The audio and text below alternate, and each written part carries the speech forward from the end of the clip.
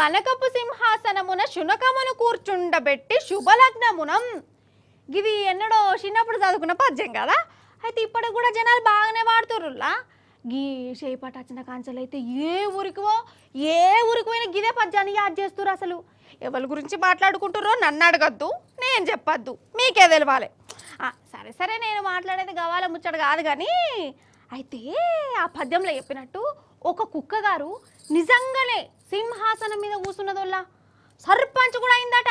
హర్యామంటే పారి నాయంబడి ఆదిలాబాద్ దిక్కు పాండ్రి టట్టడాయ్ అన్నట్టు నిర్మల్ జిల్లా ధర్మాజిపేట పంచాయత్ ఆఫీస్కి పోదాం రారోల్లా. ఆడ సర్పంచ్ సారో మాజీ సర్పంచ్ ఉన్నాడో చూద్దాం రారి.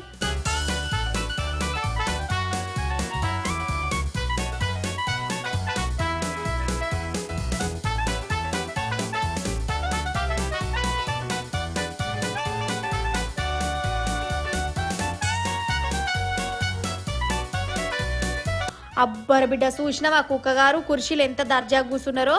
అయ్యో కుక్క కూర్చుంటే ఏమైతుంది అనేరు. అయితే ఇది సర్పంచ్ కుర్చీ, కుక్క కూర్చున్నది. మరి ఊరోళ్ళందరూ కలిసి కుక్క గారిని సర్పంచ్ చేసి అయ్యింది అని కారెడ్డం ఆడారు.